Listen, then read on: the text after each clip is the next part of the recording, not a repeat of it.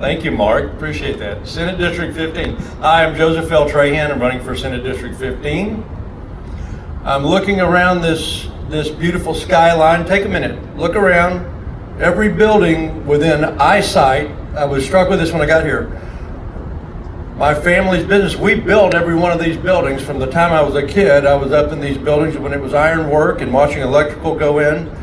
It's just an amazing town. And I look back at our wonderful city hall. I think they finished it in 1938 as incredible Art Deco architecture. Go take a look at the reliefs.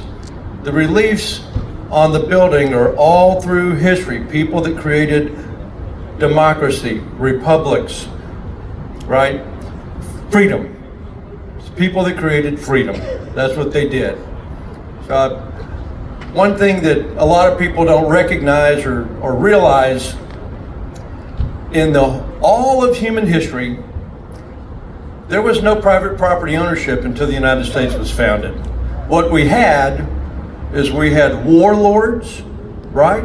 We had Attila the Hun. We had kings, more organized warlords, right? More sophisticated potentates, sultans, whatever, and they owned all the land. They owned it all. They controlled it with their armies, with their mercenaries. People didn't own their land.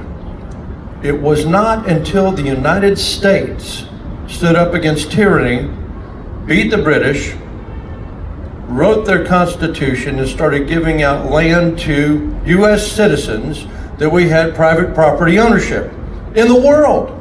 It's the first time ever. If you know anything about where we got our Constitution, there was a document in 1512 called the Magna Carta. The Magna Carta knew eventually that humans would be free and be landowners, and so they presupposed the notion of property ownership, private property ownership in the Magna Carta, but finally it happened. Now, a lot of people don't know this about our U.S. Constitution. A lot of people say, it's an old, worn-out document. It's just a piece of paper. You know, I hear these politicians in power right now. They get on the news. They get in front of their crowds, especially the Democrats, and they start talking about this worn-out piece of paper, the Constitution, with no respect for what it says at all. They don't ever quote it. They just say it's this old piece of paper that's worn out. I don't agree with that. Any read through our U.S. Constitution tells you something amazing about how this country was constructed out of a concept and ideas of private property ownership.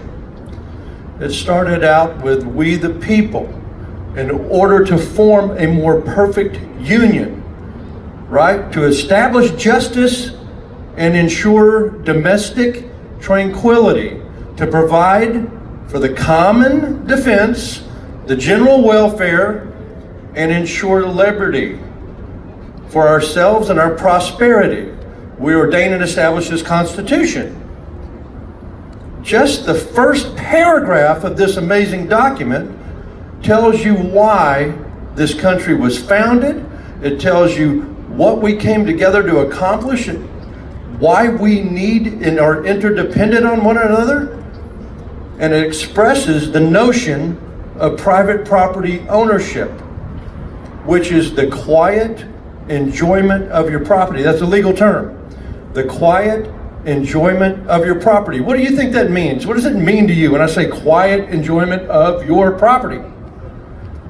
That means that the property that you own, you can enjoy it without it being fettered with trespassers, thieves, usurpers, encroachers, people making it impossible for you to enjoy it. The quiet enjoyment means, right, noise, machinery, that kind of thing, going against the right of your private property ownership.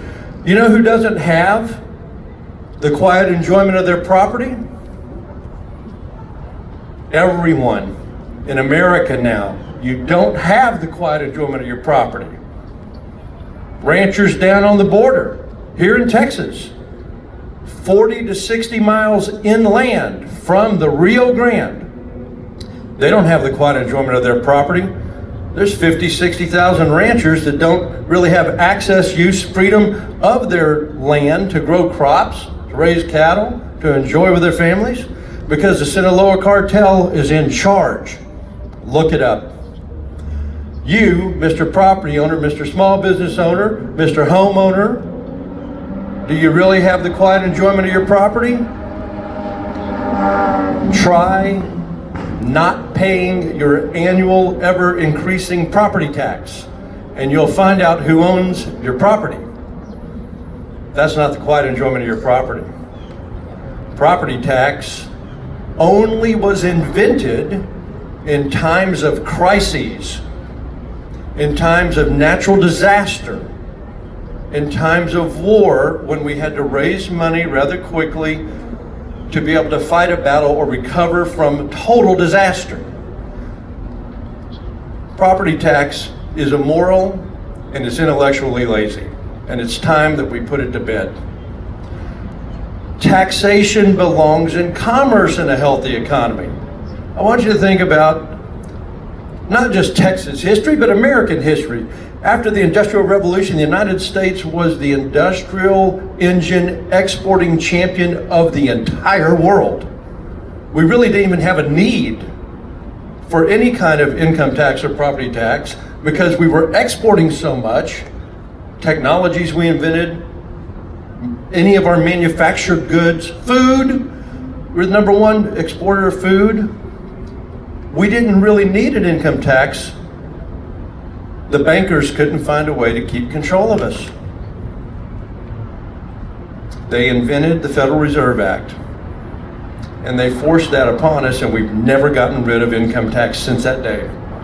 So these are some concepts and notions. If you read the Constitution, that old document that people want you to forget, these truths will be written on your heart, and you won't be able to accept the disingenuous fraud that's being perpetrated upon you. So I want to encourage you to take responsibility right now. Take responsibility for what has happened in our city, in our state, in our nation. It was all of us that allowed the outsourcing of our government to usurpers that want to tax us and take everything they possibly can from us. We have to take that responsibility, and then we have to get into action. We got an election coming up. The last day that you can register somebody to vote in Harris County, October 7th, statewide, Harris County. You better go to your friends that you know are responsible thinking people, and you better get them registered to vote. It's very easy. They can do it online. We have forms over here. They can do it online. You can go right over there to that table and you can register to vote. Go online, get registered to vote. It's important because if they're not registered to vote by October 7th, they don't get to vote. All right? Then what do you do after October 7th? You've got 14 more days and early voting starts. So you better get them to the poll starting October 21st. And I highly recommend that you use a tool and you make a list. You use a tool called fireduptovote.com, fireduptovote.com. You can find that online. You make a list. You can see every day which of your friends voted, and the ones that didn't vote, you just simply give them a call. You say, hey, can I give you a ride over there? Let's get lunch. Let's get you voted, and we'll get a bite to eat, something like that. If everybody did that with 10, 20, 30 friends, can you imagine the turnaround we could have at the polls in terms of responsible governance, real accountable governance that's about liberty, freedom, justice for all? We got to have it. Thank you for being here. Thank you for listening. Joseph L. Trahan for Senate District 15. These are just a few things I feel strongly about. You have a great day. Thank you, Mark. And that is the tip of his iceberg.